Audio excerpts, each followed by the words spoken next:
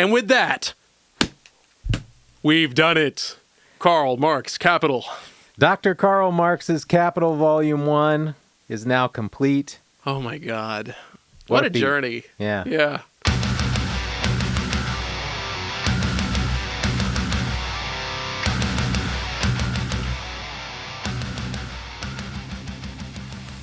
Hello. Hey, and welcome back to Left Unread, ladies and gentlemen. That's right. My name is Aaron. I'm Will. We are two dudes engaged in radical self-education. That's right. We're two opposite forces in unity, slowly circling around a principal contradiction, wrangling for the principal position as well. If only we were a video podcast and everyone could see what you did with your hands. My hand motions there. Just imagine the orbiting like a binary sun, a binary system in space, in the cosmos, two circular objects circling in opposition. Very wonderful. Welcome to the final episode of Dr. Karl Marx's Capital Volume 1. Ladies and gentlemen, breathe a sigh of relief. We've done it. We've done it. We have finished Karl Mark's Capital Volume 1. And at long last, we've finished. We've read the last 3 chapters in the Princeton translation. Shout out to the Pauls. Paul North and Paul Ryder. Yes, we finally finished it. A lot to talk about in these last 3 chapters. Aaron, how'd this section go for you? Generally quite well. I really liked, especially chapters 24 and 25. Yeah, I thought chapter 24 was hot. I've been waiting this whole time to get to primitive accumulation, which, as I'm sure we'll talk about, they have retranslated to original accumulation. Yeah, that was great. That answered a lot of my questions. It was very concrete. You know, there was a lot of examples there. I mean, Marx literally goes city by city at times, country by country, talking about how this historical process of accumulation happened to get to where we are now. I was sick of tables by the end of it, but I was happy to see it. That fucking 60-page stretch of him going city by city was a bear. Yeah, most of it I didn't really get that much from until he started talking about Ireland. That was nice. So yes. Shall we break into it? Very excited. Let's just jump right in. Hell yeah. So chapter 23, The General Law of Capitalist Accumulation, starts on 562. I can't believe, guys, we read a 700-page book. Yeah. It only took us 6 months. Maybe that's something we can talk about at the end, but I do think that there is both a boon and a bane to the way we've chosen to approach this text. Yeah. Maybe we've talked about it before, I don't know. We've definitely mentioned it a couple times, you know, the ups and downs of it, but I really think that the speed at which you should read Capital is the one that which makes it most meaningful to you. You know, like, I think trying to sit down and read this all in one stretch of time and thinking you're going to get anything of it, it's not really going to cut it. I mean, I think often of David Harvey in his lecture series when he says that the most meaningful read of Capital is the second read. And you know, I know that motherfucker's read that thing about 60 times now. Yeah. You know, he probably has that shit memorized. Not to throw shade at David Harvey or whatever, but I think that that's true of every book, to be honest. Yeah. Even fiction, I think you get a lot more out of it the second time you read it. Sure. But with Capital in particular, yes, I think reading in one sitting or in one go would be quite difficult just because it's a lot. And I think reading it in isolation is a terrible mistake. Yeah. Our ability to talk through things and your ability to help me clarify things that I'm not clear on, and our ability to talk about it and understand the larger implications of what Marx is saying has been monumental for me in my understanding of the text. Yeah, likewise. I mean, even some of the examples you brought at the table have been really helpful for me to see things that have been going through. So I really recommend that if you, listener, haven't already read this along with us in the last 6 months, or know somebody that's interested in reading Capital maybe, is to read it with them, you know, or to have someone to read with.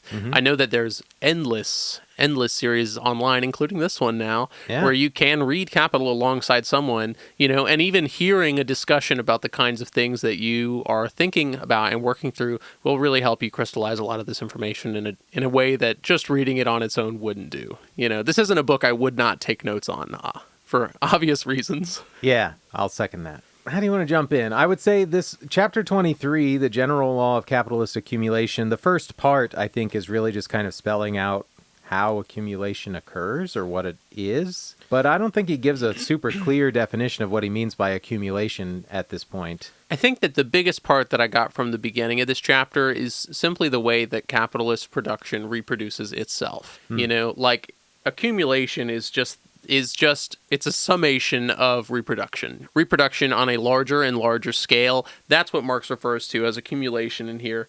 563. Yeah, probably. 563 is what I'm looking at, right? He says, just as simple reproduction continuously reproduces the capital relation itself, with capitalists on one side facing wage laborers on the other, so too, reproduction on an ever larger scale, in other words, accumulation, so just that endless, continuous, constantly building cycle of reproduction, that's accumulation, reproduces the capital relation on an ever larger scale, with more or bigger capitalists on the one side facing more laborers on the other, right? So when we're thinking about history as this developmental process, from feudalism into this industrial revolution and into modern day capitalism, what we're seeing is that reproduction of the capitalist system, reproduction of capitalist relations.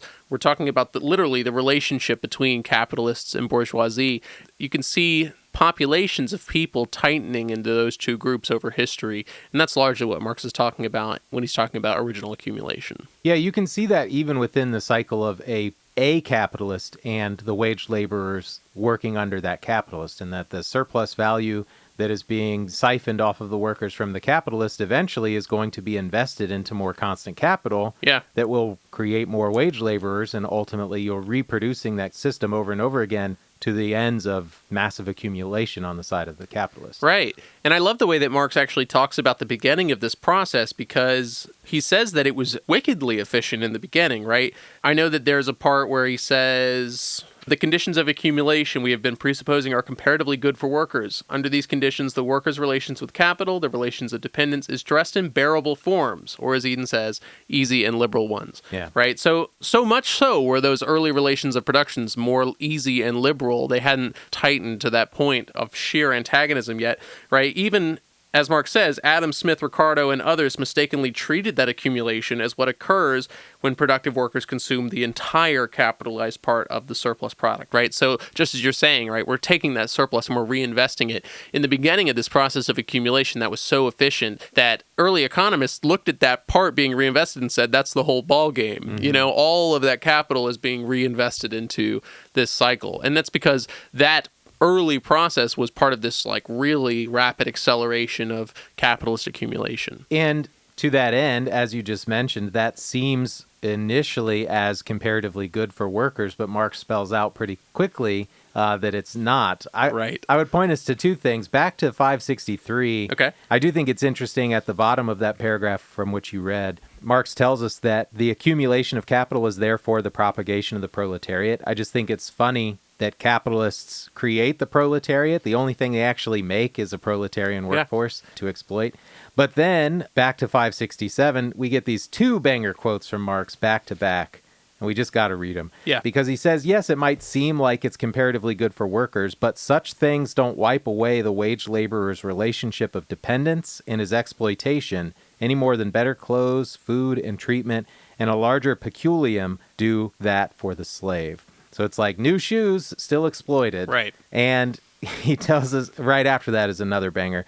When the price of labor rises as a result of the accumulation of capital, this says only that the weight and length of the golden chain the worker has already forged for himself allow him to loosen it just a bit. Yes, That's absolutely. So fucking good. Yeah, right. You are still bound, and I won't get too far ahead here, but you are still bound by these invisible ties. Just because you think you are free to sell your labor on the market, right? You're only free to sell your labor. You don't have any other freedom there. Your choice is to sell your labor. And I think it's so interesting looking ahead at the difference between the European market, right? The European development of capitalism, and then what happens later in the colonies.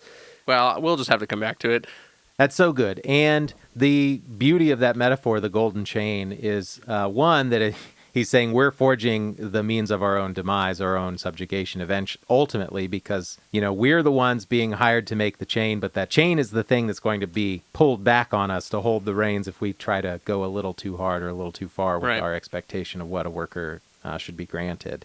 I just think that's such a good metaphor. Yeah, absolutely. I mean, I'm just thinking about Lenin when he says there's a million golden ties between the worker and the bourgeois. Yeah. It's the same thing about the golden chains. So we skipped by a quote early on that I did want to read. John Bellers, I assume that's some bourgeois economist or whatever. This is on 563, I'm sorry. But John Bellers has this actually kind of based quote, and I was surprised because it's premised as though he was a student of Adam Smith. But this quote, if one had 100,000 acres of land and as many pounds in money and as many cattle without a laborer, what would the rich man be but a laborer? As the laborers make men rich, so the more laborers there will be more rich men, the labor of the poor being the minds of the rich. Mm-hmm. That's actually pretty based, and I was surprised to see that. Yeah, shout-outs. John Bellers, if you hear this, let us know. leftunreadfeedback@gmail.com. He wrote that in 1696. Hey, whatever. I don't judge. Now, what's so stark about some of these quotes is that, like, they're really saying the quiet part out loud. They're really clear about the fact that, like, workers are a tool that need to be kept in desolation for the purpose of all of these things. I mean, Marx talks a lot in this chapter about the Industrial Reserve Army, the constant pool of unemployed workers. I mean, God, something that really came to my mind in this chapter and especially in the next chapter when he's talking about the conditions of the working people is that have things really changed? How much have things really changed? Not that much. Yeah. Especially when he's talking about, maybe I want to circle back to this later, but when he's talking about, these people have a certain amount of savings and then something happens and they have 6 to 8 weeks of devastation and then that puts them on the streets. It puts them down into the lower rungs. And it's like, man, this is the exact same thing that's still happening today. We're still stuck in these same relations of production. We just have a nicer liberal veneer on it, just a bit more of a sheen to this whole process. We've made it culturally more individualized. Like it's more free on your individual level, but you're still fucking tied to this same endless antagonistic cycle of dependence on the capitalist and the landlord. Yep. This book was written in fucking 1870 something, okay? Yeah.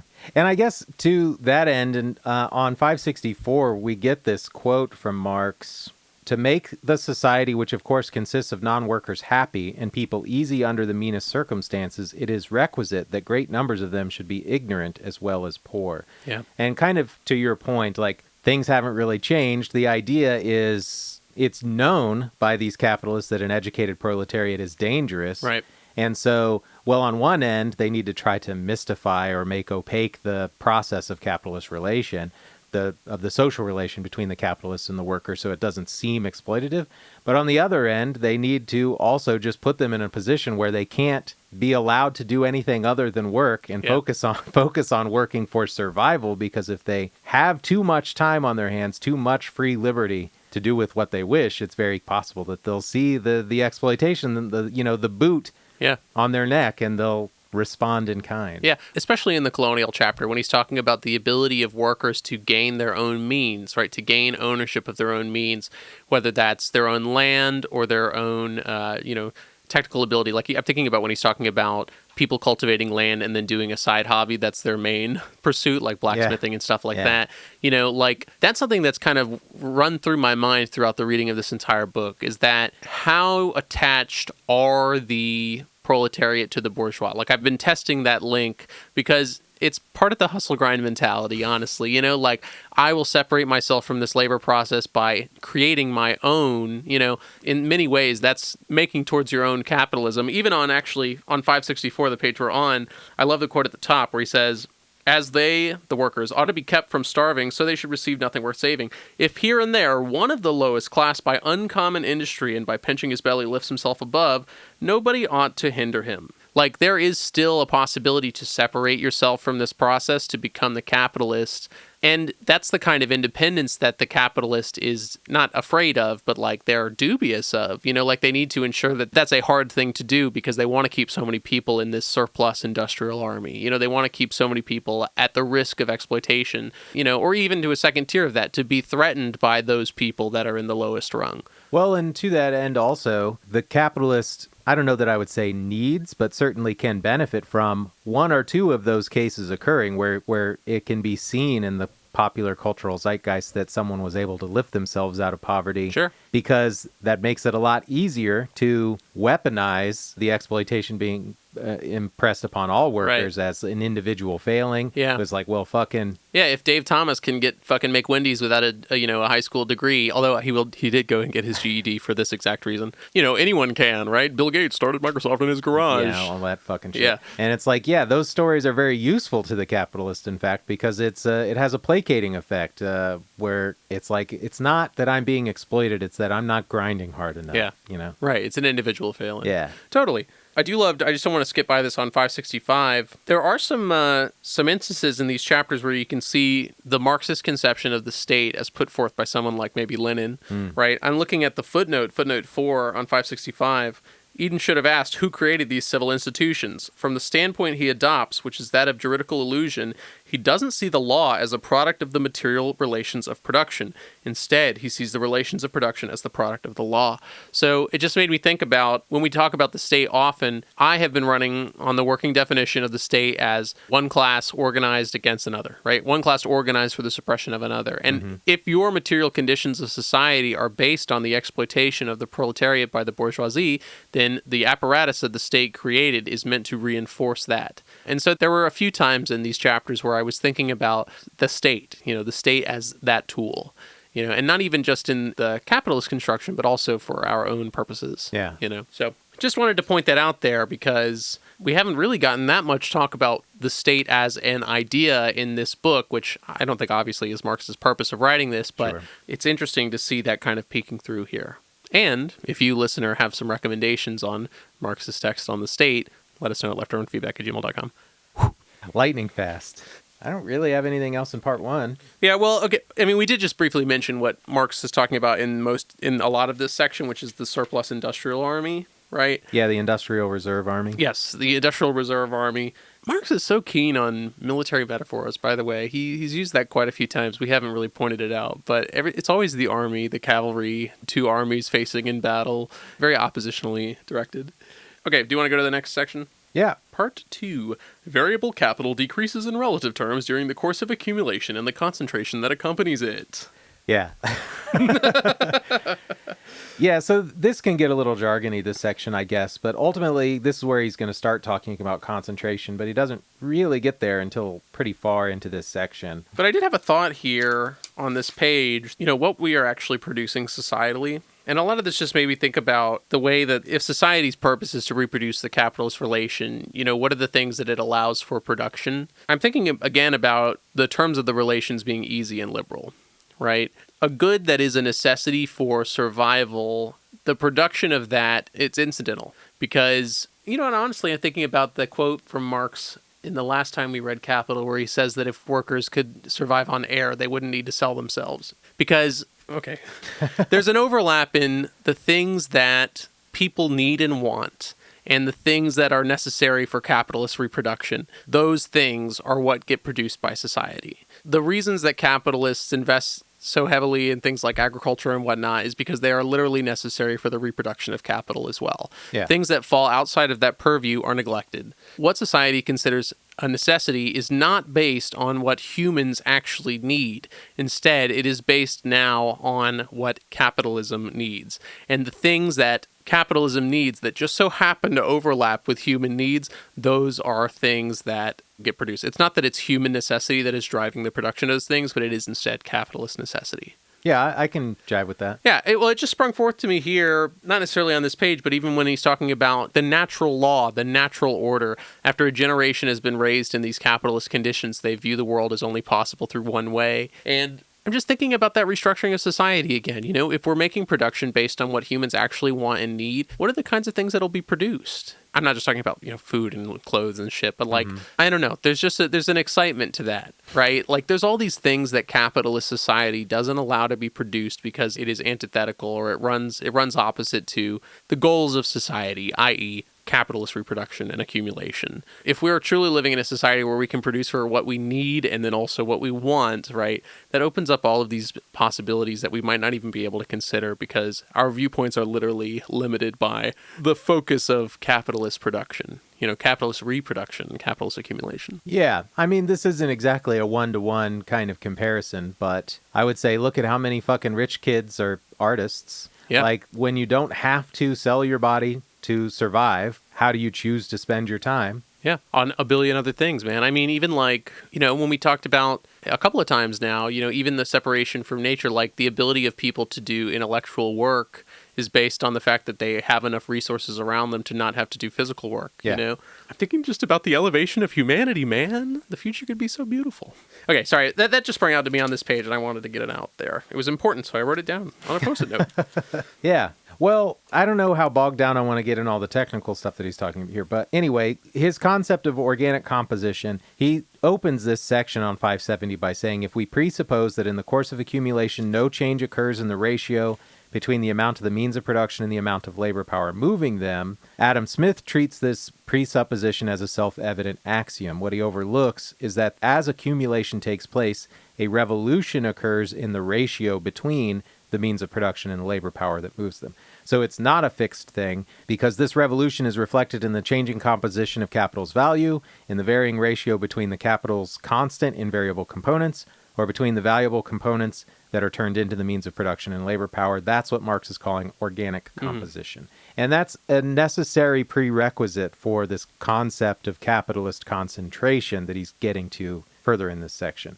Before, though, he does start talking about primitive accumulation or original accumulation here. Do you want to talk about why we think they changed the word? Do you have a thought on that? Only a little bit, I've seen the word primitive accumulation be used to argue for Marx's racism, or his Eurocentrism. Yeah. But the funniest response I've seen was actually some guy on TikTok who was like, "Yeah, he didn't say primitive at all, actually, because he was speaking German. We translated it to primitive. So I think that to see that translated here as original, I think it's more appropriate, honestly. I don't know. I never read primitive as something that was derogatory in Marx's text here, but I can understand the translation. Yeah, I could see how people would read that as a pejorative term, and so I could understand why a modern translator might choose a word like original instead of primitive. Yeah. I don't know what the German word that Marx used is, so I don't know which one is technically closer to his intention, but I don't know. It doesn't matter that much. I just thought it was interesting that they decided to change it to original. And I did appreciate that as well. Yeah. Well, I don't really have that much from this section. The next thing, he's just talking mostly about original accumulation here. The continuous reverse transformation of surplus value into capital is now expressed as the increasing magnitude of capital that goes into the production process. We're talking about how, capitalism is literally rooting itself as the foundation of society. We're taking this process, what it kind of reminds me of is that Hegelian idea of like an increasing quantity leading to a change in quality. Like we're seeing the increasing reproduction of capitalist relations to the point where capitalism is changing society qualitatively into being capitalist society, capitalist reproduction and capitalist relations being the foundation of society, even to be seen as natural, as Marx later says. Yeah, I was going to say later where he starts talking about capitalism being viewed as a natural law. I think this is all part of the psyop that gets people to believe that there's no way to get out of it, and that it's quote-unquote human nature. There's a great quote where somebody says, it'll disrupt the harmony set by God and nature. It's like, if you believe that God and nature are what's responsible for this fucked up scheme, then why would you ever bother to change it? But capitalism wants you to see it in that way. Yeah. Yeah, I would say just in this context, Marx is really just throwing out the term original accumulation, saying like there is an accumulation that starts as the historical foundation, not the historical result of capitalist production. I'm going to call that original accumulation. And then he's going to dig a little deeper into that in chapter 24. Yeah, totally. That's all chapter 24 is about, is that literally the historical process. So I won't hold us on it any longer here. There's an interesting bit on 573 in this section about breeding capitalists. He writes, among other factors, the division of wealth within capitalist families plays an important role here. As capital accumulates, the number of capitalists thus increases to a greater or lesser extent. So it's just, I don't know, just this idea that capitalists have children, so there can be more capitalists to exploit more people to create more capitalists, but also specifically capitalist progeny building wealth through their own, exploitation of workers is part of what also begets monopoly. That's how you get the Waltons and shit like that. Well, I think it's part of that cycle, like, even down the page where he says the fragmentation of society's total capital into many individual capitalists, and then later, capitalists expropriate other capitalists, and many smaller masses of capital are transformed into fewer larger ones. Yep. So I think it's part of that kind of cycle, right? Like this accumulation and then this breaking down that, right? He says even later, like the capitalists remove the obstacles that they put in their own way, you know, and I think it's part of that thing, like those progeny are part of that tightening until the point where it has to be broken again, probably by crisis. Yeah. Yeah. Well, it also makes me think of like the fail son cycle, you know, like how difficult it is to really pass down intergenerational wealth when you're rich because rich children are idiots. Yeah. You know, they're fucking morons. Like dynasties really have to work quite hard, you know. Two Bushes, in fact, the Bush dynasty, George Bush, has done a great job of doing that because they are like hugely secretive and disciplined. You know, George H.W.'s relation to intelligence. I was going to say the CIA. Yes, Yeah. literally, yes, yeah. I mean, that's a huge part of it. But it's also funny because in the Bush family with the CH, the beer company, they have this really hilarious cycle where every other son is a fail son. Every other one that takes over the company is a failure, and they have some really stupid idea. And so you can see this back and forth cycle between fail sons and entrepreneurial children that, you know, yeah. So just thinking about fail sons, man. Yeah, but to that point at the bottom of 573, he says, capital burgeons into larger quantities in a single set of hands in one place because many sets have lost it elsewhere. And then at the end of this section on 575, he tells us concentration merely redistributes the social capital that already exists, fusing many masses of capital into one large mass, functioning here as a powerful agent in transforming old capital. Yeah. So that's how we're getting capitalist accumulation begetting capitalist concentration. Totally. I didn't realize that the next part was actually the one about Industrial reserve. Yeah, the Industrial Reserve Army. But there are some things in this section that I think are really interesting. The first thing that really popped out to me is actually down the way a bit on 582, because he says here that the overwork performed by the employed members of the working class swells the ranks of the reserve army, while competition from the latter exerts pressure on the former one, forcing it to do overwork and comply with us all. Yeah. And there's something really about that overwork that rings true to me because, as I've mentioned mostly in our conversations about teaching, I think that there are a lot of occupations where that entire system is literally reliant on the goodwill, meaning the overwork of certain employees. You know, teaching is a great example. Teachers are willing to move heaven and earth to try to do right for their students, even at the sacrifice of their own lives. That's the kind of overwork that I think Marx is kind of talking about here, because in that same way, those people are raising the bar for everyone else in the same field, you know, and it's not necessarily a good thing. That's what I was going to say. I was going to say, you're reframing this for me because when I read that quote that you read from Marx, my takeaway was working too hard hurts everybody because you create a new standard of expectation for every single worker. Well, I think that that's definitely part of it here, you know, like, because that's like part of the capitalist bartering tool there is that they're saying, you know, I have these employees that can do all of this and they're getting paid this amount, right? You have to do the same if you're going to expect the same amount. Yeah. If everyone agreed to work slowly, maybe collectively, you know, in a collective bargaining agreement, something along those lines, then we could deal with that a little bit better, right? You know? Well, yeah. So related to this quote, on 583, Marx writes, but if tomorrow labor were universally limited to a rational amount and then assigned to different sections of the working class according to age and sex, the available population of workers would be absolutely insufficient to carry out national production on its current scale. The number of times I heard or said in rooms with other teachers, if we worked our contracted hours, this place would fall apart. Yeah. I couldn't count the number of times that those words were uttered because it's absolutely true. Dude, and it's just like I was talking earlier, this was off mic, but I was talking about retail, much in the same way, right? Like the ability of those places to prosper are relying on this intensification of labor for those people. They're literally forcing those people to be overworked at the threat of being shunted into this industrial reserve army. Because like that's the opposite side of this. It's like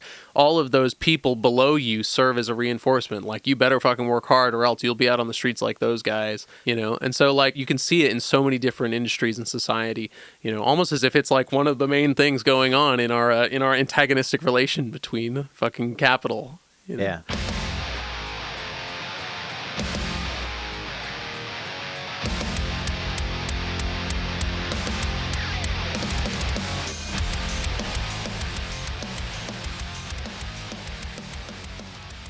Marx has a lot of economy talk in these chapters where he's talking about if your wage is rising but production is falling, things like that. You know, real wages, that kind of idea. I don't really want to get too much into that.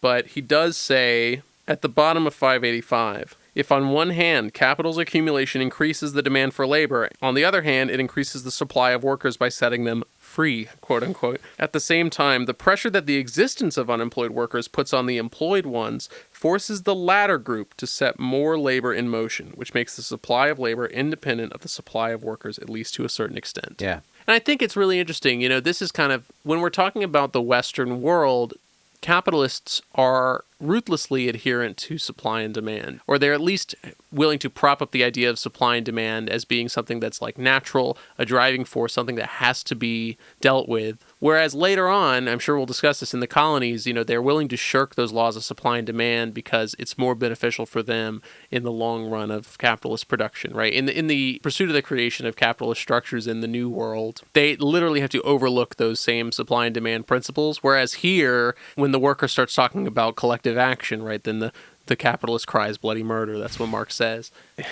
Rules for thee and not for me. Yeah. Right? The moment these things happen, right? Collaboration between employed and unemployed workers, its sycophant political economy start crying bloody murder over how the, quote, eternal and, so to speak, quote, sacred law of supply and demand has been violated. Yeah. Great stuff. Here's something really interesting that stood out to me from this section. On 587, Marx writes, the absolute growth of the working class requires a form that drives up the number of its members, even as they are rapidly worn out. A generation of workers enters the workforce and is, in this way, quickly succeeded by the next one. This law doesn't hold for the other classes. And this is not a new or novel take or whatever, but this is a perfect encapsulation about why everyone is so fucking concerned about birth rates. They're worried about not having enough workers to exploit in the next generation. This is all about making more kids so there are more people to exploit. I mean, dude, the next 10 years are going to be deadly, right? I had a buddy who works in D.C., not on the Hill, but adjacent. And, we were just joking about, and he's like, I said, how long until we have internal passports? Ha, ha, ha. And he was like, maybe 10 years. Yeah. Maybe 10 years. The silver wave is really going to fuck things up, especially if we're not going to be able to look to immigration to replace for labor replacement, so we're going to really see some shit go down, I think. While all of the older generation are retiring and we're seeing Social Security crumbling around them, and the infrastructure of taking care of all of these folks continues to crumble around them until it falls out from under our feet. Yeah. So we're going to be trying to balance that crisis at the same time. I wonder how much of that impulse drives the production of things like AI and robots. I've been seeing a bunch of very humanoid robots being tested in different places, walking around wearing a cowboy hat, watching the Unks play basketball, that kind of stuff, or falling over and flailing around on the ground a bunch. Yeah. I'm curious how much of that innovation is being driven by this fear of inability to replace your own labor because of this very uncertain scenario we're living in, especially if you're future facing. I know most capitalists are terrified of the apocalypse because they know it's coming, right? They're thinking about, how do I... They're causing it. Yeah. Yeah. I mean, yes, literally. I saw this one guy say that he talked to a bunch of entrepreneurs and he was thinking they were going to talk about, climate proofing their stuff. But really the questions they asked him were about how do I make sure my security stays loyal to me, in the event of the bunker scenario, that kind of shit. So I know that the elite have this on mind, and I'm just curious how much of that is driving the production of things like AI to replace our intellectual labor base, or even, further mechanization of our industrial capacities. It's an interesting question. Sort of related, on 588, we get this quote about workers that have been made redundant. And Marx tells us that folks coming from these dying branches of industry where craft labor has succumbed to the manufacturing workshop and the manufacturing workshop has succumbed to machine-driven production. And that just spoke to me a lot as a sign of the death of the craftsperson, and how, talk to any modern furniture maker today, try to find anyone that makes furniture today, because it's basically impossible to make a living as a furniture maker. Yeah. The only way that anyone is doing it is either by teaching furniture making, which is usually a secondary supplement to making ridiculously priced commission pieces for the ruling class, because there's no other way to sustain it any longer, because IKEA will fucking bust out a bookshelf for $198 or whatever, and everyone thinks that that's what a bookshelf is worth. Right. Even though it encapsulates 60 hours of your labor. Yeah. Well, you're not the world's largest buyer of fucking plywood, basically. Yeah. So, well, it's funny, you've mentioned the shakers before. Do you know how many shakers are left? 3. Yeah. And they're all septuagenarians. Like, I don't know what that means. they're 70 plus. Okay. They're 70 years old. They're all old people. I saw a TikTok the other day about how a third one was initiated, and it's like a 78-year-old woman.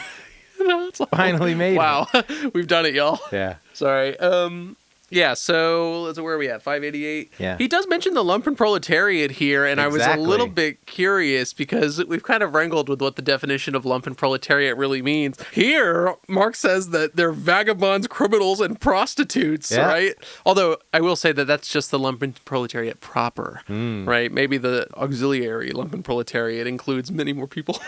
Yeah, I of course clocked that because it's been an open question. What even is the lumpen proletariat? Right. So I feel like we get a different definition from every single author. Well, it's interesting here to see these different categories, right? Like first, those who are fit to work, right? Then second, orphans and children of paupers. And third, people who are beaten down, worn out, or unfit to work, you know? Yeah. And what that makes me think of is honestly how we count unemployment. Because, you know, if you've given up the job search, you're not counted in the unemployment numbers anymore. Yeah. I think that's so interesting because it's like those people are still, quote, a burden, unquote, on society or whatever. Like they still have a societal cost, but we don't even count them in our own records just to make us look better or something. What's up with that? Yeah. Well, yeah, Marx calls that group the, quote, victims of industry. Yeah. The dead weight of the Industrial Reserve Army, according to the capitalists. Yeah, a group that's grown larger as dangerous machinery, mines, and chemical factories have become bigger and more proliferated. Yeah, that's part of his point. There's kind of an underlying thread running through these chapters here about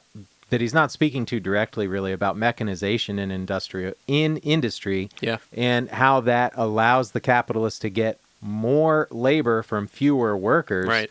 And the byproduct of that is that workers are cast off and thus become victims of this industry, become unemployable, largely because the work that they were doing previously was so taxing on their bodies that, what's the quote that he uses later? On 590, he says that this work is so taxing that it deforms the worker and makes them a partial human being. Yeah, right.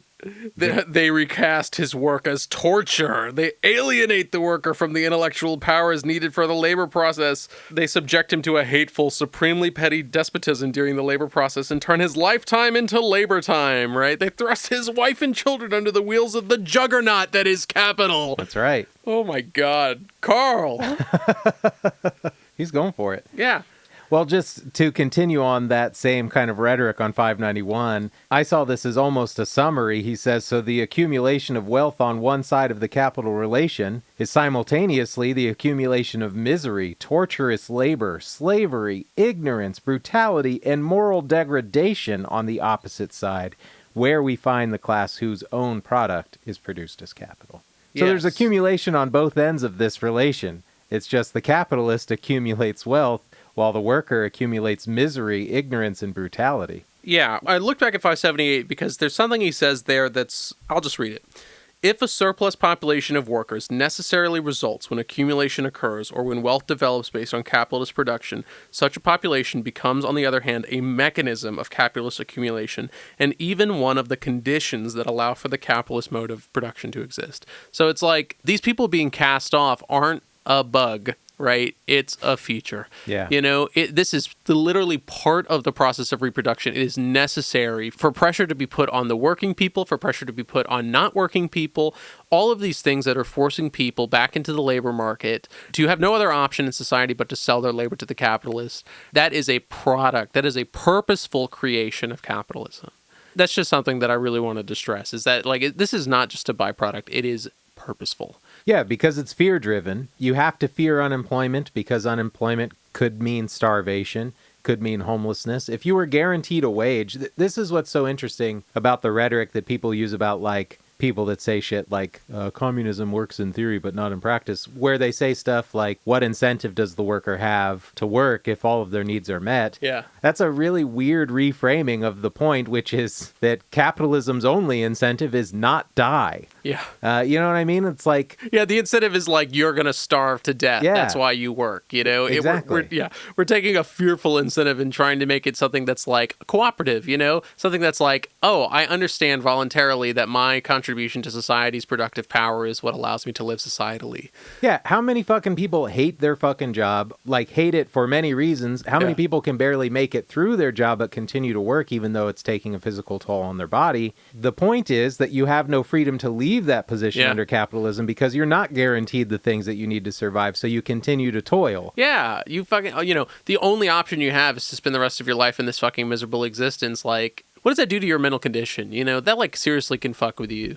Anyway, on 592 though, you know, this is one of those times where they say the quiet part out loud, right? A contemporary economist does. Legal constraint is attended with too much trouble, violence, and noise, and whereas hunger is not only a peaceable, silent, unremitted pressure, but as the most natural motive to industry and labor, it calls forth the most powerful exertions. Right? Then Mark says, the crucial thing then is to make hunger permanent for members of the working class, and what sees to that, according to Townsend, is the population principle, which operates with particular force amongst the poor. Right? And then a little further down, there's that quote again. The poor law tends to destroy the harmony and beauty, the symmetry and order that the system which God and nature have established in this world. Yeah. Right? It's always been this way because God made it this way. It's natural. Poor nations are where people are comfortable, and rich ones are where they are generally poor. There is something interesting there, even thinking about the way we've talked about people in prehistory living more egalitarianly. You know, if we're talking about a fulfillment of life, that's not a concrete set of standards. If people are living poor communally and all their needs are being met, I mean, even if the material resources of that place are low or whatever, if the development of the, you know, the freedom index isn't always at 100 or whatever, right? I think that could still be considered good living. Yeah, for sure. Mean? Yeah, and then a bunch of tables in part 5. Tables! Right? Yeah. I can't know how to hear any more about tables. You know, it's worth looking at. There's some interesting stuff here when it comes to how fucked up things are for the poor. A lot of stuff about England, some interesting points. I mean, on 600 he says women and children bear the brunt because the man has to eat to work, things like that. Mm-hmm. But really, I said this earlier, how much have things really changed, right? On 604, London has very few properties that aren't weighed down by a crowd of middlemen. He says that people buy the F-slur end of leases. I know that he does not mean the F-slur. A cigarette butt of the lease, you know, which is so funny. I mean, you always hear the jokes about people that are like, girl, no one's going to sublet your apartment for 2 weeks in the summer while you're in Germany or whatever. It's just like the conditions really aren't that different. But I really wanted to look ahead at 615 because, you know, Marx gives these really crazy, you know, like man on the street observations where they're like, I guess they're walking around London or something and talking to these people. And, you know, he's saying like, the next door we knocked at was opened by a middle-aged woman who, without saying a word, led us into the little back parlor in which sat all her family, silent and fixedly staring at a rapidly dying fire. Such desolation, hopelessness was about these people in their little room as I should not care to witness again. And it just makes me think about like, the kind of destitution that poor people live in. You go fucking break your back at work all day, every day. You come home at 9 p.m. or whatever. You eat a fucking TV dinner and you watch The Price is Right or whatever's popping this day. You know, The Pit.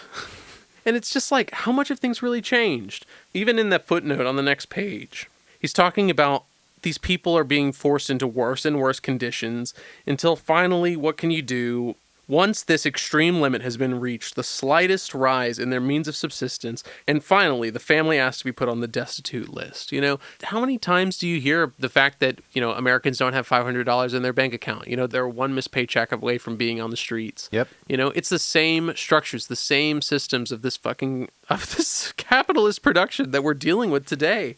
And then I just love on 516, you know, modern policy is indeed more favorable to the higher classes of people, and the consequence of it may in time prove that the whole kingdom will consist of only gentry and beggars, or of grandees and slaves. We're hearing every day about the disappearing middle class, you know, the constant polarization of America, you know, and I know that that's a political thing, but I think that it's hand in hand with the kind of economic polarization that we're seeing as well. I mean, as you've said many times before on this, but like we're seeing levels of inequality that are well above the levels that were seen at the French Revolution, you know, the one that everyone talks about. So, yet I see no guillotines. Right.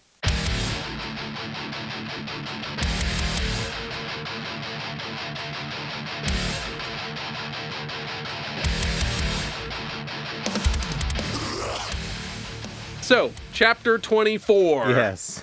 Chapter 24, the so-called original accumulation. So back when, in chapter 23, when Marx originally mentioned original accumulation, this was the quote that came to me that I didn't want to skip 100 pages ahead to get to, but there's this great quote here on 650, because he says, the original accumulation plays more or less the same role in political economy as original sin in theology. Adam bit into the apple, and the whole human race fell into a state of sin. Similarly, the origin of original accumulation is presented as an anecdote about the past that supposedly explains everything. I just love the comparison of original accumulation and original sin. Yeah. Maybe that's why they chose original accumulation. Could be, actually. That's a good point. Yeah. I wonder if in the German it's the same word even, you know? Yeah, it might be. Maybe. Paul, if you're listening, either of you, let us know. Yeah. Pauls, if you have got wind of the show, that would be dope. Let us know. leftunreadfeedback@gmail.com. I'm certain that I don't know. They're not that far away. Yeah, you're right. At least one of them. I don't. Paul, one of you. I'm coming with a list of typos. No, I'm joking. But I love that kind of original sin myth here. You know, It's like some people were industrious, some people were just lazy, and over time they divided themselves out, and now we have this fucked up world. It's like a mythology that no one thinks to question, and they just go from it, even though it makes absolutely no fucking sense. Right. Oh, by the way, just wanted to call out the Mr. Thiers that he talks about in the very next line. Okay. The same one that put down the Paris Commune. Ah. Appreciate that connection. Yeah. Well, because I saw the name and I was like, wait a minute. And then I read the footnote, or one of the translator notes in the back just describes who he was. And I was like, wait a minute. I've heard this guy before. Yeah. And it is, in fact, the same Thiers. Damn. What a chud. Right. Fuck that guy. Yeah. Okay. Yeah, the reality, though, isn't so idyllic. Right? On 651, the gentle world of political economy has always been an ideal. There, law and, quote, labor have been the only means of acquiring wealth, although, of course, an exception is made every year for this year. Oh, gosh. Yeah, the methods of original accumulation may be many things. What they are not is idyllic. And he says further down the page, so-called original accumulation is thus nothing other than the historical process of separating the producers from the means of production. Yeah. So it's a violent thing. Yeah, it's not peaceful, right? Well, yeah, I mean, just on a broad scale, I mean, we're talking about literally the transition, and he uses England as his primary example, right? He says on 562, only in England has it assumed its classic form, hence, England will serve as our example here. And there's an interesting footnote there, too, I don't know if you saw. He gives a comparison to Italy, right, where capitalist production developed first. It also happened that serfdom dissolved earlier than elsewhere. The Italian serf was emancipated before he had secured any prescriptive right to the land. When he was emancipated, which instantly turned him into an uprooted proletarian without any legal rights, he found a new master ready and waiting in Italy's towns, which had existed since Roman times. So just thinking about, we're talking about a general process here, but we're not talking about a silver bullet, right? We're not talking about like a one-size-fits-all formula. In different histories, in different conditions, you can see capitalism develop at different rates, in different ways, all sorts of stuff. I mean, in the colonial chapter, right, he says that Holland was one of the first people to develop capitalism, truly, because they were early to develop colonialism. And I mean, I think that's totally real. It always cracks me up because Dutch Masters is a popular brand of cigarillo. Okay. And what that is referring to, the Dutch Masters are like the earliest capitalists, like the Dutch artisans and guilds people that then formed these capitalist combines and things like that. So it just cracks me up. And, you know, anytime I roll up a Dutch, I think about that. Roll up a Dutch. Which I have not done in a long time. Sorry. I don't know, listener. What's your favorite? You. Yeah, right. No. Who's smoking cigarillos? Sorry. We got vapes these days, pumping lead straight to our brains. I digress. This is a complete non sequitur, but completely unrelated. But you saying that about vapes made me think. I read a thing this week that was about how we can't study the effect of microplastics on the body because there's no control group. Yep. What the fuck? Yeah. There's plastic in your balls, y'all. Right. He's using England as his primary example. Just as a whole, I mean, we're talking about the transition from feudal relations to capitalist relations. And it's a long process.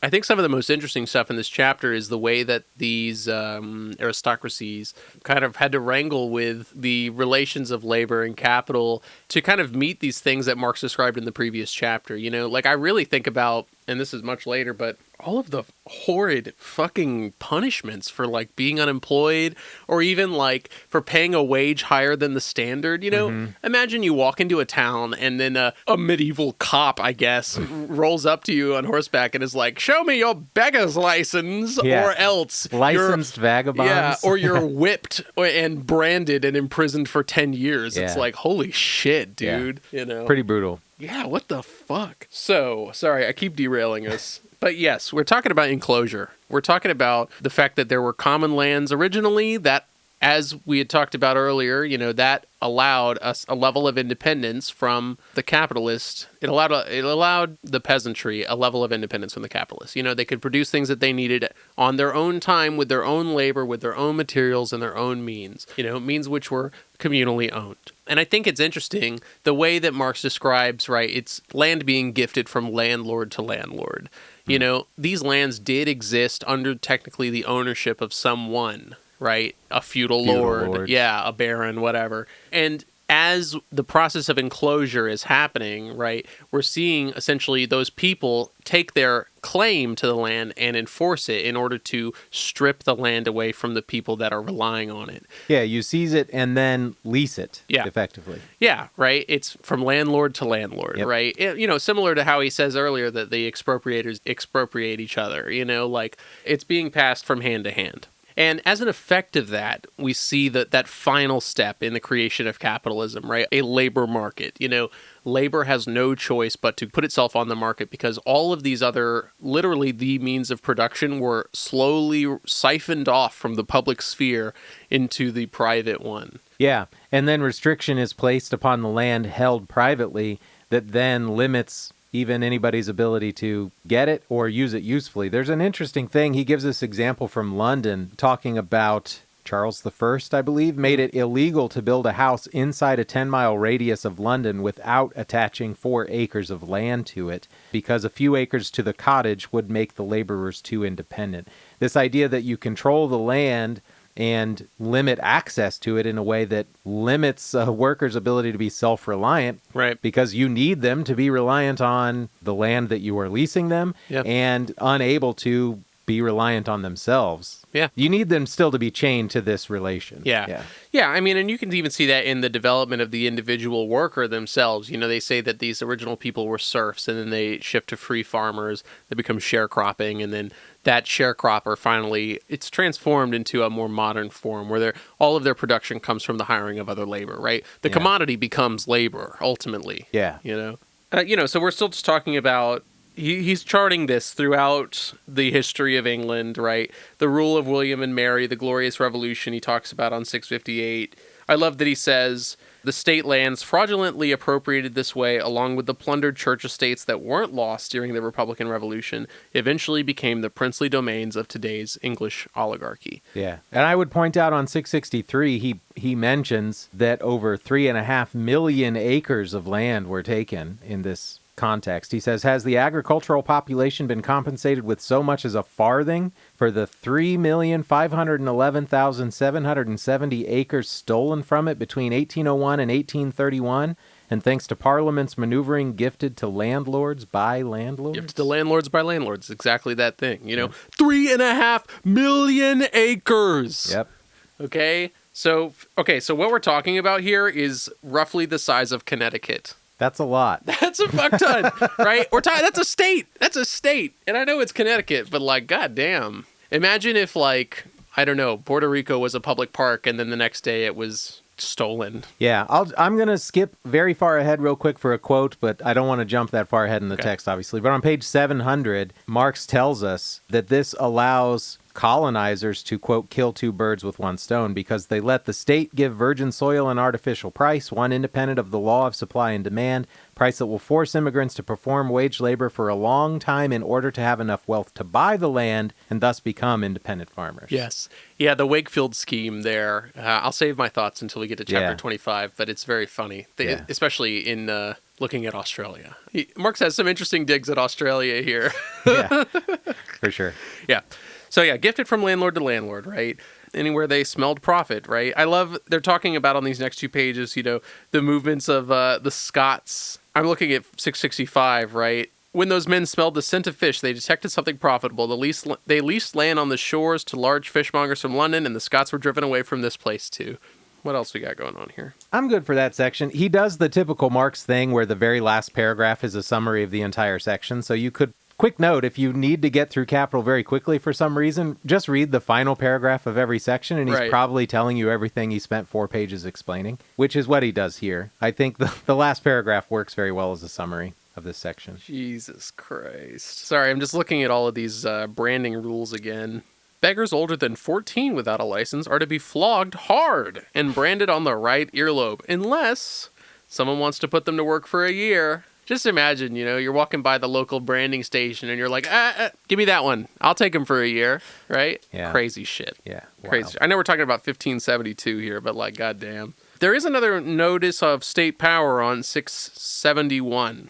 There's that ongoing theme, right? The capitalist doesn't necessarily need force in the same way because the dependence that the laborer has is already motivation enough to perpetuate this system. Yeah. That's what he says at the top of 671. For the most part, the capitalist can entrust the worker to the, quote, natural laws of production, i.e., count on the fact that the worker is dependent on capital, something that arises from the conditions of production themselves and is guaranteed and perpetuated by them. Not so during the historical genesis of capital production. The ascendant bourgeoisie had to employ state power in order to regulate wages or impose limits on wages consonant with profit-making, extend the workday, and keep workers at their normal level of dependence. Right? So again, in the beginning of the construction of this relationship, they couldn't rely on cultural levers of power. They couldn't rely on the fact that the production cycle is reproducing itself. They had to use something. They had to use a form of organization to support one class against another. That is what state power is in this regard. Yeah, and it's another knock to the idea that it is an actual natural law because they had to intervene to make it happen. Right. It's on 670 is the quote from earlier that what really spoke to me. The bottom of the page, he says, what developed as capitalist production advanced was a working class whose members saw the demands of that mode of production as self-evident natural laws, having been brought up to do so and also owing to tradition and habituation. It's the key, the conditioning to see this forced reality as quote-unquote human nature is what allows it to perpetuate. But the fact that they had to intervene with the state to make it happen is indication that it's not at all human nature. You know what it makes me think of is the argument that people say oh, communism has never worked. It's has capitalism ever worked? Or has it always had to be buttressed by force, by violence, by state power, right? It's never worked on its own merit. It's always had to be reinforced by these exploitative systems, by these forces of power. Yeah. And by the same token, the suppression of communism has only happened because of that capitalist intervention. Yeah, exactly.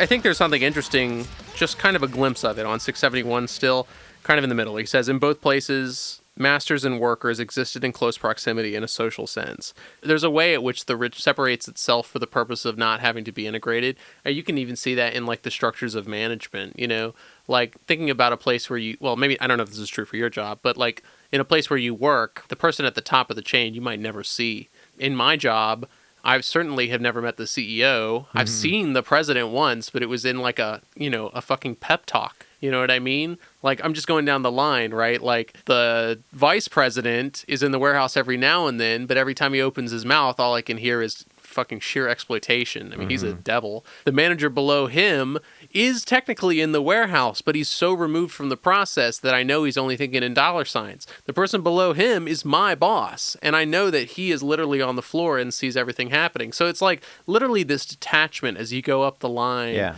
and it's organizational alienation. Yeah, and it's purposeful too. Yeah. They want you removed from those people. They don't want your ideas influencing either way. So. For sure. I'm trying to figure out how to put this together. This is related to the death of craft that I kind of mentioned before. And it's also related to something you'd said some time ago about how maybe it is possible for us all to cooperate and actually make a life that's worth living without all of the extra exploitation that's necessary for capitalism to subsist. On 678, he's talking about kind of organizational structures for a workshop. He says the combined workshop will make one or two entrepreneurs prodigiously rich, but the workers will be only more or less paid day laborers and will have no part in the good of the enterprise. In the discrete workshop or isolated workshop, on the other hand, no one will become rich, but many workers will be comfortable. The idea, it's percolating in my brain. I don't know how to put it all together exactly, but the idea that there is a version of a craftsperson's workshop run by a capitalist, which is I get rich off of your labor and you toil, or one where no one gets bogglingly rich, but everyone lives comfortably, that's collectively run, cooperatively run. Right. Those two things can exist.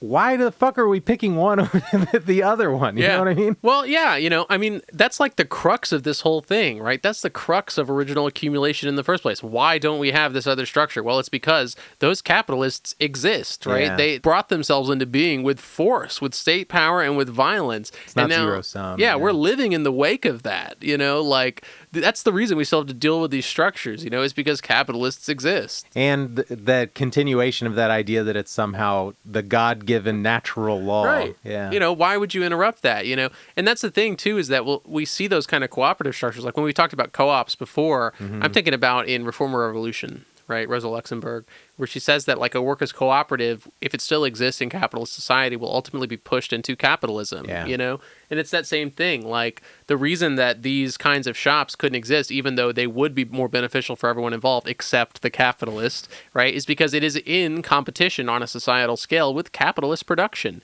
which is ruthless enough to extract more. I don't have an intelligent comment. I just wanted to lament the idea that we could live comfortably doing what we like to do. We certainly could.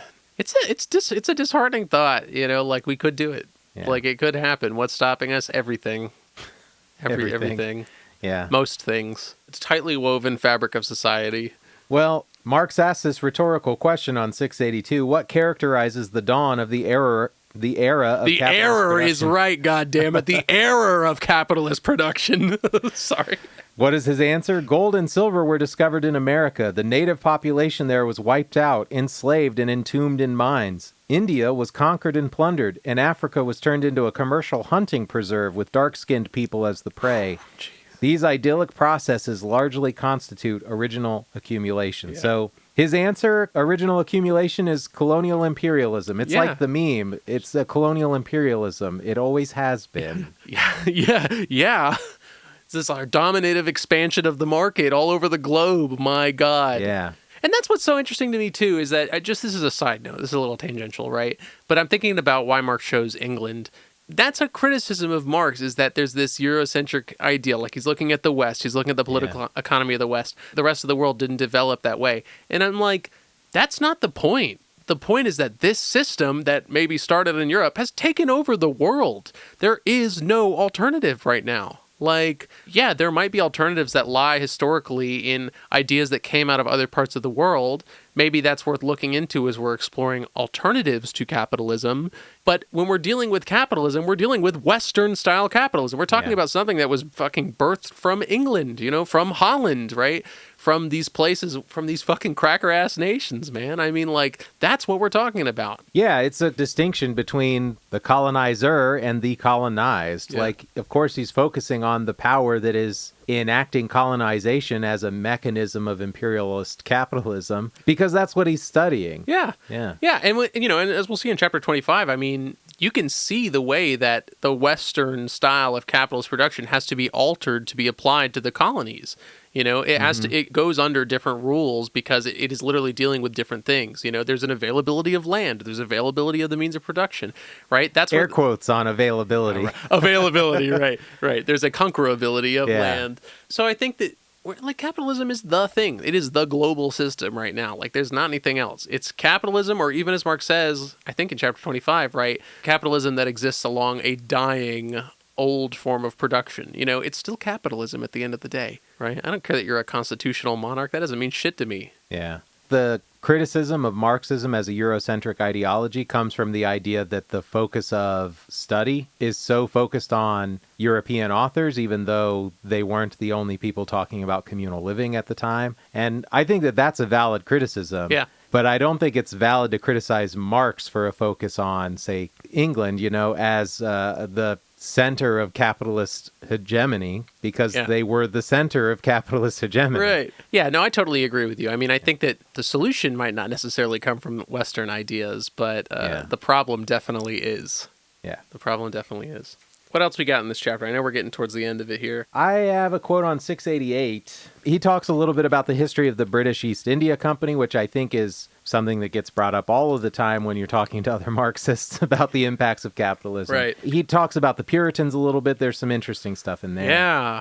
But the quote that really stood out to me is on 688. That paragraph starts, "The cotton industry introduced child slavery in England, while in the United States it spurred the transformation of the older, essentially patriarchal slave system into a commercial system of exploitation. This, the slavery sans phrase of the New World, functioned as the pedestal that the veiled slavery of European wage laborers couldn't do without." That was a really interesting take to me, the idea that chattel slavery or enforced slavery is the thing that empowered wage slavery to continue. It's almost like it opened the door and becomes a comparatively, by tiny little bits, less miserable existence and therefore shuts down criticism. Sure. I don't know. It's like a really interesting idea. Yeah.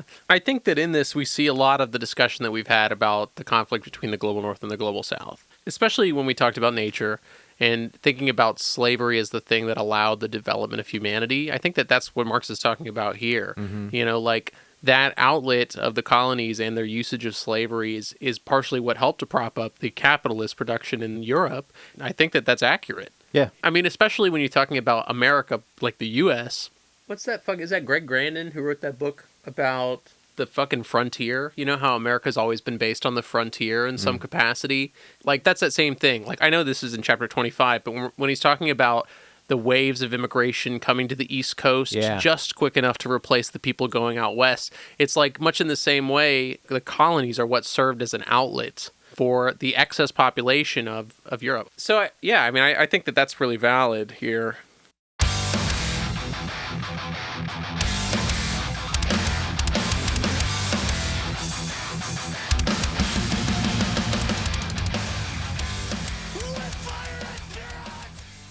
Okay, so I think that this next section here is actually really interesting because I think that we get, maybe for the first time, a bit forward-facing critique from Marx, what might happen not just in the past, but in the future, So that was exciting there. But there's a part of it that's a little, like, I had to question myself, is Marx talking about revolution here? Like, is he talking about our revolution here? And I think he is. Yeah. Yeah. I would agree. Yeah.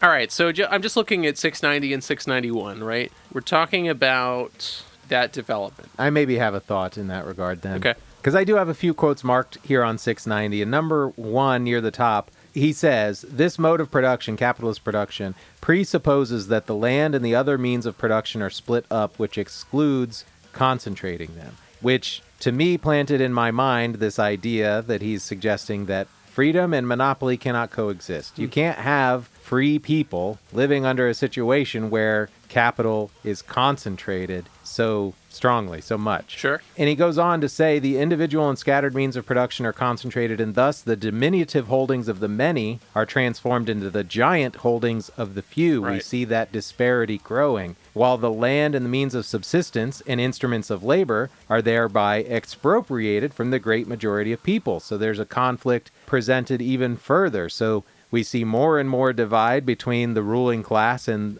the working class.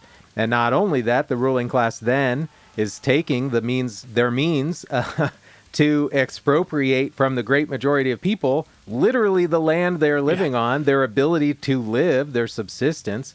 And he tells us this, the old society's destruction, a frightful and difficult process of expropriation, constitutes the prehistory of capital. Right. Yeah, I love that quote just above, right? New powers and passions begin to stir within the belly of a society in which they feel themselves to be fettered. It must be destroyed. It is destroyed. Yeah. It's all part of that enclosure, right? It's all being brought together. And you know what it makes me think of, honestly, I read this in terms of like historical development, where we're talking about the movement from collective ownership into individual ownership. And then in the next page, he's talking about that movement back, right? The movement back from individual ownership to collective ownership. Yeah. But yeah, and I love even, as we said before, this isn't an idyllic process. It is carried out with the most ruthless barbarism and driven by the nastiest, pettiest, most hateful and hideous passions.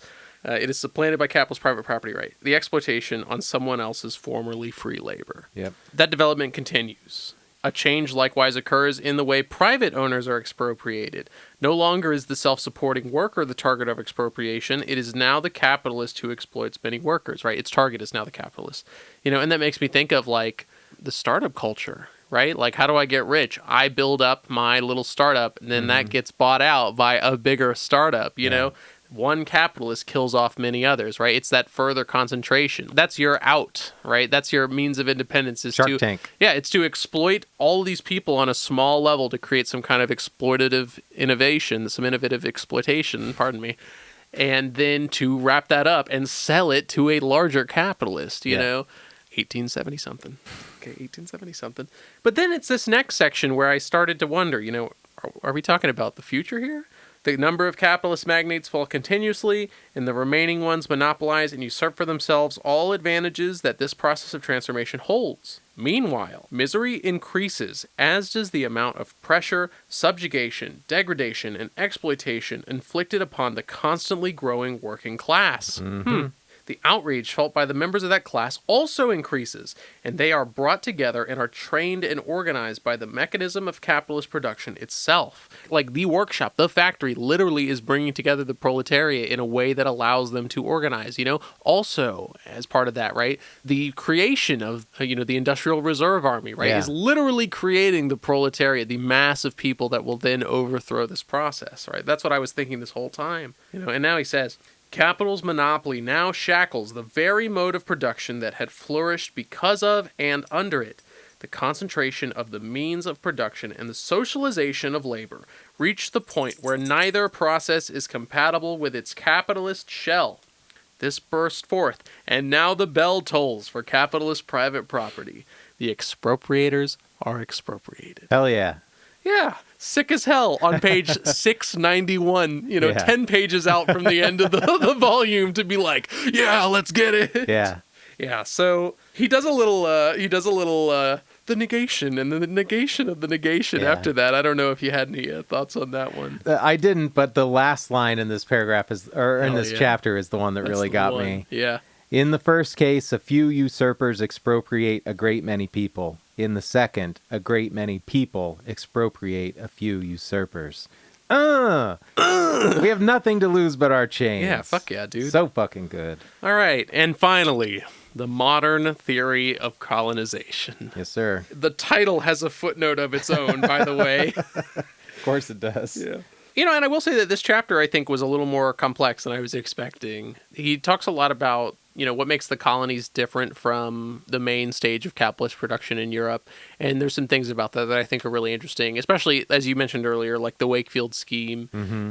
Just colonization on its face isn't necessarily what is required for capitalist production to excel, right? They actually had to think about what's the best way to ensure that we have this outlet in the colonies, and that involves many things, including slavery. Right? Slavery. Yeah. Sort of related to what you said, though, on the first page on 693, Marx gives us this quote. He tells us things are different in the colonies where the capitalist mode of production and appropriation always runs up against the obstacle of self-earned property, of the producer who owns what he needs to perform his labor and works to gain wealth for himself, not to create it for a capitalist. The contradiction between these diametrically opposed modes of production and appropriation plays out on a practical level in this case. When the capitalist has the power of the mother country behind him, he seeks to clear a path for himself using violence. Yeah. The first thing that stood out to me when I read that was almost buying into the myth of America, the idea that it was a place where you could come and establish a life of freedom for yourself and your family. Yeah. And Marx is kind of reiterating that a little bit and saying that if that person really exists, they are a danger to the capitalist because they're not creating this with the intention of exploiting others. Yeah. And that was the first thing that it brought to my mind. And it got me questioning a little bit about how much of the mythology around America Marx actually bought into, or if he was just using this as a setup to talk about capitalism.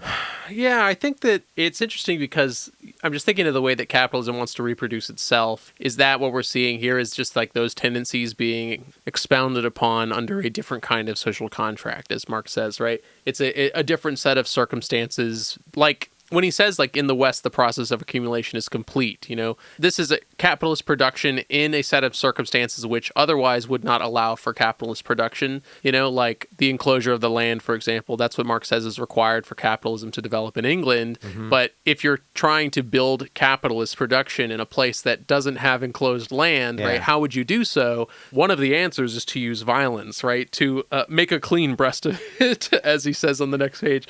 But it's like literally it's a different set of social standards, one that includes violence, one that includes slavery. Yeah, I don't know. I love even on 695, he's talking about Mr. Peel, right, who exports all of these things, all of these products, all of these tools, 300 members of the working class.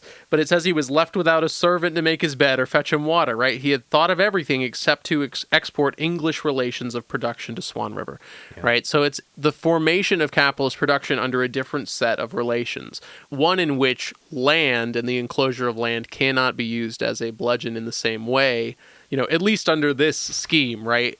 Under the Wakefield scheme, that they very cleverly designed a way to ensure that availability of land wasn't a hindrance to capitalist production, because they made it so that the price of that land was not regulated by supply and demand. It was regulated by how long you would need to pay it off, ensuring that another wave of immigrants would come to replace you. Yeah. That's where he takes that shot at Australia, because he says that they fucked it up. They gave all the land to, idiots and rich people, and it developed unevenly, perhaps. Maybe not uneven, but... Well, one other thing about that same quote on 693, the second thing that stood out to me, when the capitalist has the power of mother country behind him, he seeks a clear path for himself using violence. The other kind of tinge that I got there was my anti-statist attitude, and the idea that, like, that's why nationalism can be so dangerous. When a state apparatus is developed not to secure the safety of its people, but to secure the safety of an economic system, it then will be weaponized against the people. And it's so dangerous to have this sense of connection to nationalism for that exact reason. That its very first step, our connection to nationalism, is to step away from the people, not to step toward them. Yeah, there's some interesting thoughts on like what nationhood even means, really. I've referenced it before, but I always think of the way that Benedict Anderson describes a nation as an imagined community. Like literally, it's a distinction that we're making based on nothing, nothing. Story. Yeah, exactly, right? So I don't know. There's just something really interesting in there. I mean, there's further reading to be done. For sure. Yeah, so he talks about slavery a lot here. I'm looking at 696, right? Working human beings have so little drive to self-expropriate for the glory of capital that slavery is, according to Wakefield himself, the lone spontaneous foundation of colonial wealth, right? What he calls systematic colonization is nothing but a pis aller, which means emergency measure, right? So it's like, you can see that in the idea of the colonies holding individual wealth for people, right? Even as on 695, right, he says that as long as the worker can accumulate wealth for himself, which he can do as long as he owns a means of production, capitalist accumulation and the capitalist mode of production are impossible, right? So in that situation, what do you do to fill the gap while you're still building the state structures to then use violence to, do the job? That emergency measure is slavery, right? Laborers, as Marx says here.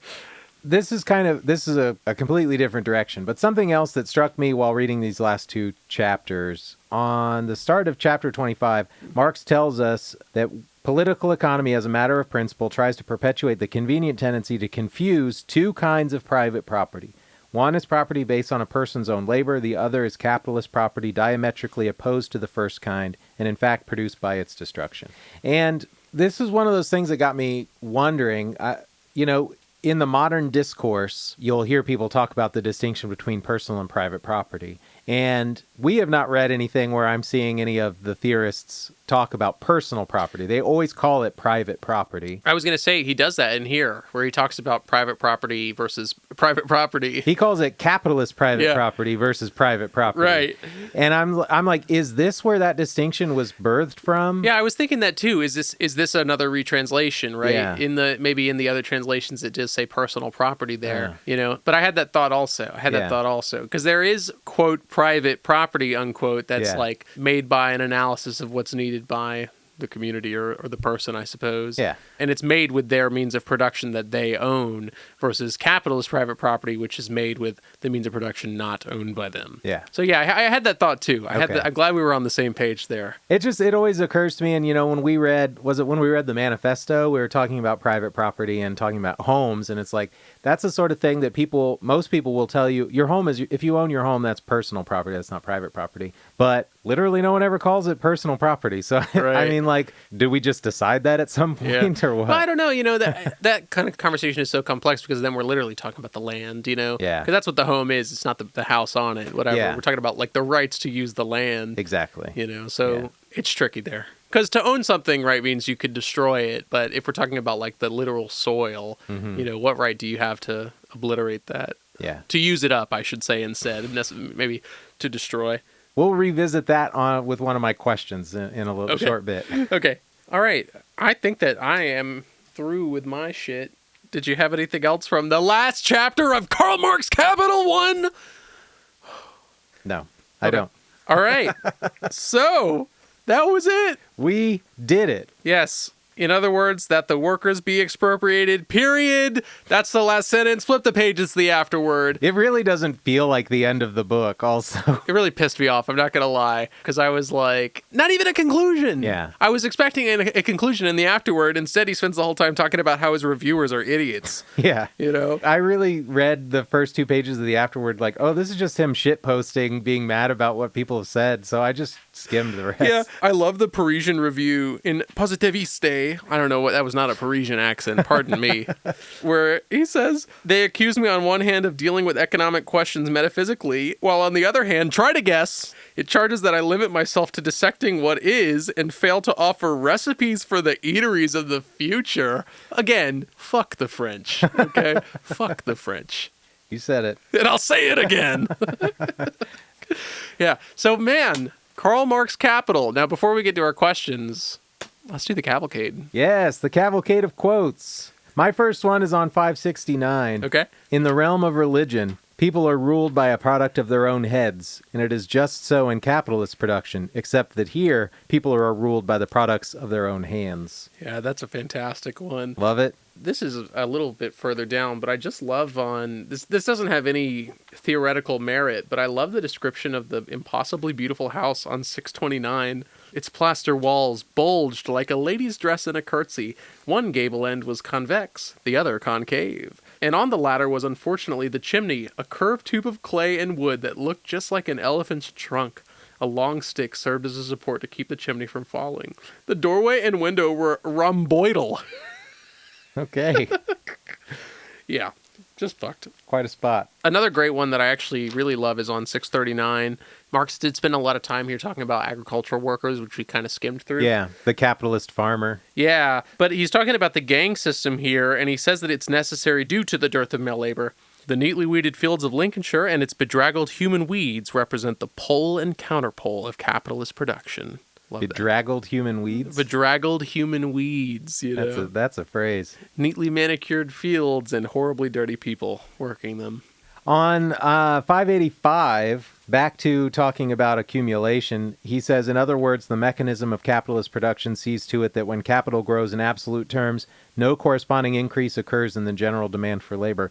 And the apologists call this the compensation that displaced workers get for the misery, pain, and possibility of death they have to deal with during the transactional period when they are banished into the reserve army. Yeah, old capital isn't set free for workers, but workers are set free for additional capital. Yeah. Very good. on 578, the plants and animals quote, I did want to call attention to that because we didn't mention it. He writes, an abstract law of population exists only for plants and animals, albeit only if human beings refrain from historical interventions into their lives. Almost there, Marx. Yeah, we so should close. refrain from that intervention. Well, counterpoint, he does say, maybe to fault his animal liberation credit, he does say that of all the animals kept by the farmer, the human is the most oppressed. Yeah. Which, I don't know if humans are slaughtered for their meat. Yeah. Agreed. You have a bad influence on me, Aaron. You're making me more vegan. Sounds like I'm a good influence. All right, yeah, on 671, I love at the bottom, right, the law has to come into effect, right? It's part of that, the use of state power. And he says, formerly, as one Tory naively put it, the poor demanded such high wages as to threaten industry and wealth. Now their wages are so low as to threaten industry and wealth equally, and perhaps more, but in another way. Yeah. And then the footnote by a barrister in London, he adds maliciously, we were ready enough to interfere for the employer. Can nothing now be done for the employed? Yeah. Huh. Interesting. It just cracked me up there. Yeah. It's like, yeah, what the hell? Why don't we just use the state for the good of the poor, dude? What's up with that? No, never. Yeah, this is the one on 689. I guess technically it starts on 688. If, according to Augur, money comes into the world with natural blood stains on one cheek, capital is born with blood and dirt oozing from every pore. Ooh. Quite a line. Yeah, I mean, God, even the whole start of that paragraph, man, to unleash the eternal natural laws of capitalist mode of production, to complete the process that separates the worker from what he needs to perform his labor, to transform society's means of production and subsistence into capital on one side of the capital relation, while turning the majority of people into wage laborers on the opposite side, into the free laboring poor, that artificial product of modern history. It's just fucking banging. Hell yeah. That's it for me. All right, I think that's it. One funny note from the afterword, though. Okay. On 706, an excellent Russian translation of Capital appeared in the fall of 1872 in St. Petersburg.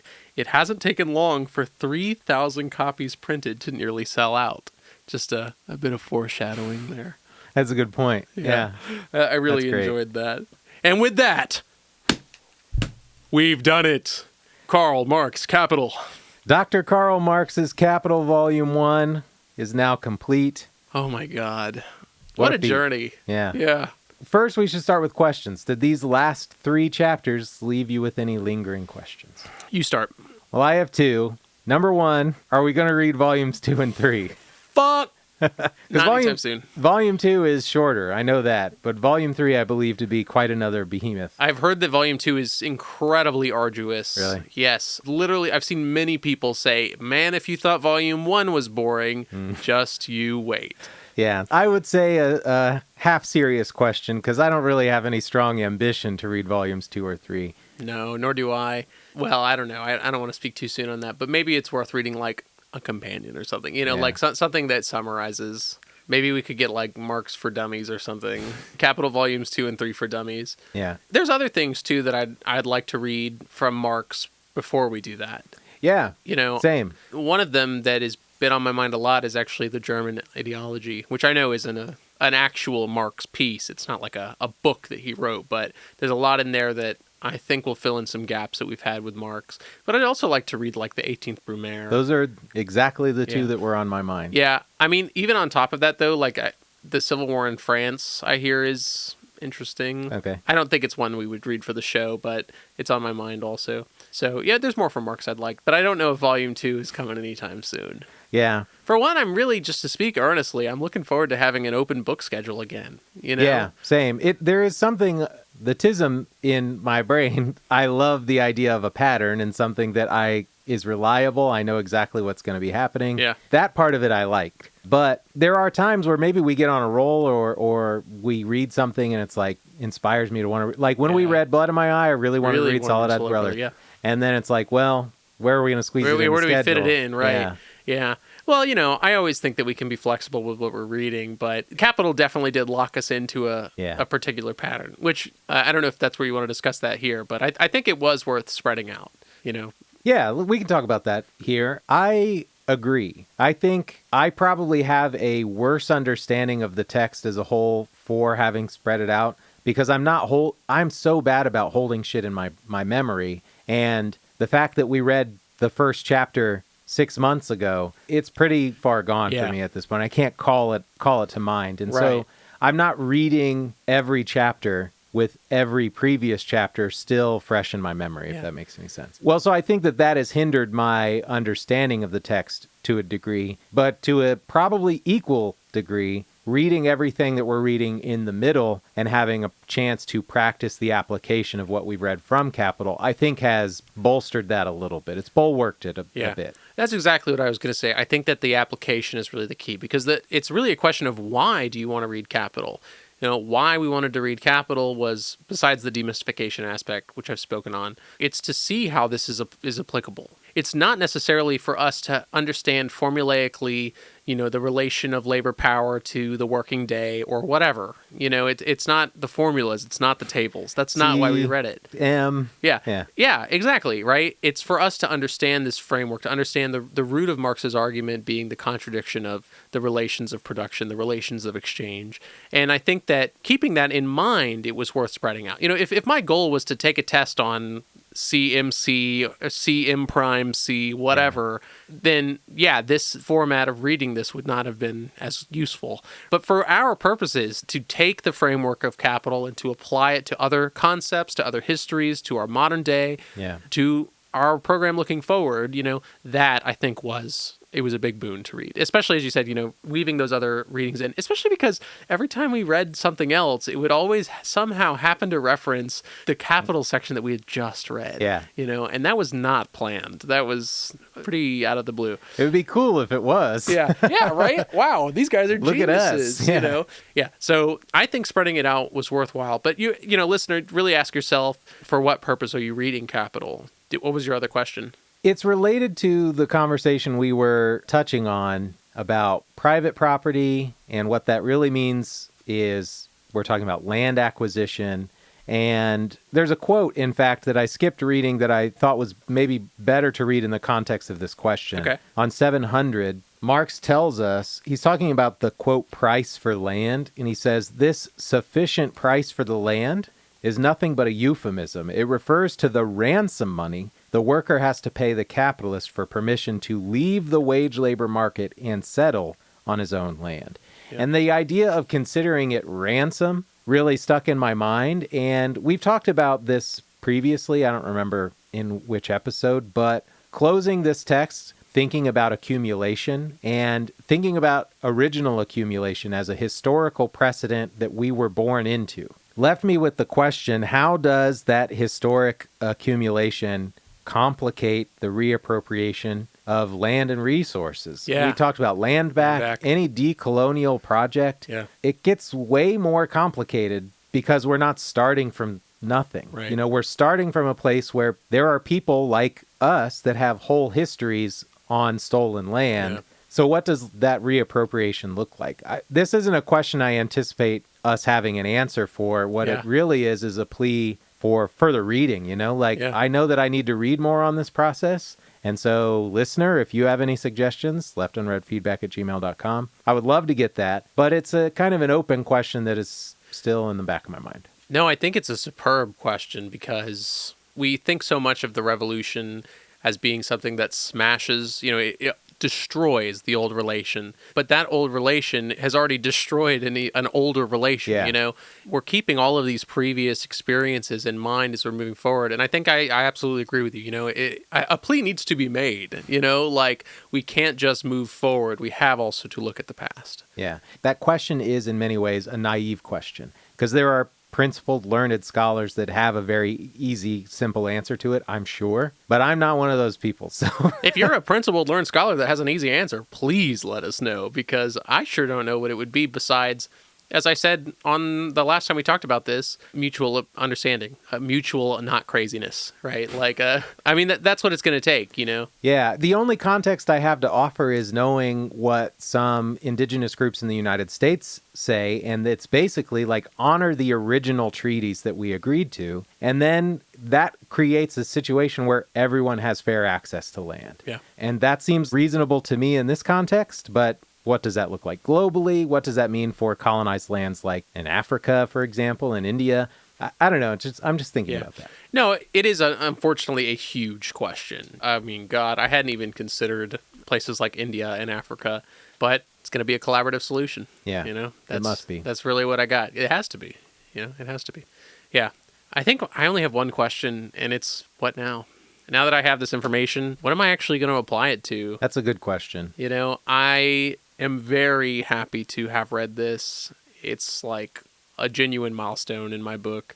And, you know, not only to have read it, but I feel pretty confident to have grasped it. You know, not necessarily the formulas, not the formulaic aspect of it, but I think on a broad level, I think that reading this has been helpful. The question is, how am I going to actually use it? Is it just to keep these things in mind? Or is there more that can be pulled out of this kind of analysis moving forward? Yeah, we've talked about that a little bit throughout, and especially early on, it was kind of like, what are we reading it for? What do we hope to gain from it? And every time we've talked about it, I've always mentioned, like, how is this useful to organizing people? How is this useful to organizing in general? Because I'm not really that interested in the purely economic side. Right. But what I found really coming together for me at the end of the book was the synthesis of politics and economy that Marx has woven throughout the text. I mean, isn't that the subtitle, The Political Economy, right? Like, fun fact, in the second edition, yes. In Okay. the third edition, no. Okay. That was part of the French translation. He cut out the subtitle. That's funny. But, like, it's just funny to me that, like, that's how it all kind of clicked for me at the end here, finally, where it's like, you can't separate those things. They don't live in isolation. Yeah. And so it doesn't really give me a much clearer answer, but it does make me feel more equipped to talk about the connections between the political and the economic. Yeah, exactly what I was going to say just now is that we already, I'm not talking about on this podcast, but we already have these discussions all the time with people around us, you know. Oh, yeah. How shitty is work? You know, my boss treats me like shit. I get paid so little, da-da-da. We have these conversations endlessly. And to understand that it's part of a larger critique, a larger analysis of capitalism, I think is really something. There are kernels of this analysis in everybody's life already. Yeah. The ability to be able to pull those out and to make connections and to say, this isn't just a you problem, this isn't just an incidental thing, it's something that is systematic and it's something that we can change and that we must change. I think that has been really gratifying about reading this. It also makes me feel more assured since our last episode that the principal contradiction is that between the proletariat and the bourgeoisie. Recency bias, thank you very much. You know, it's just the one you've had on your mind the most. Yeah. No, I'm just kidding. You should read this book if you seek a deeper understanding of the symbiotic relationship between politics and economy. You should read this book if you want to debate ANCAPs about monopoly. Bingo. You should read this book if you are a communist. Yeah, I agree. I think you should read this book if, I was about to say if you haven't read any other Marx, but I definitely would not start with I wouldn't this start book. with this one either. Absolutely not. You should start with Wage, Labor, and Capital. No, I think you should read this if you really need to know what Marx said. I think you should read this if you're a communist. Yeah, I think that's a great one. And, you know, I think that there's merit to reading this even if you're not a communist. I think that there's really something in Marx's economic analysis that, you know, I studied economics. I have a bachelor's. Again, I'm not fucking Mr. Econ over here. But, like, it's a kind of analysis that I think you can really appreciate if you are interested in the way that our society fucking runs. Whether that's in your personal life or in the discussions you're having with the people around you, I think that this is a great way to look at the framework of society. And you should read it. Lovely. Again, email us. I'll leave it at that. leftunreadfeedback@gmail.com. We want to hear from you. That's right. And be ready for our next episode. Will and I have both been thinking a lot about organization and looking to get more concrete answers about ways to effectively organize. And with that in mind, we've selected some books for the future. The next one being Socialist Reconstruction. Who's it actually by?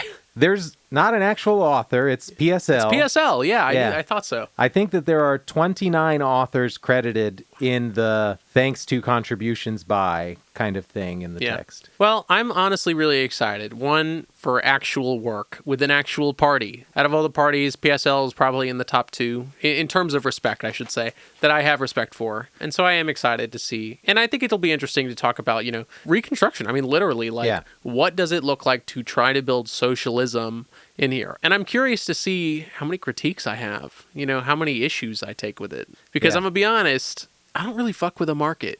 I don't really fuck with market socialism. So I'll leave it at that. Yeah. Yeah, same. I'm really interested to see what we get from it and the conversation that will come from it. Yeah. So it'll be good. Hopefully you'll join us. Oh, and Don't get left unread. take it easy, y'all. Bye-bye.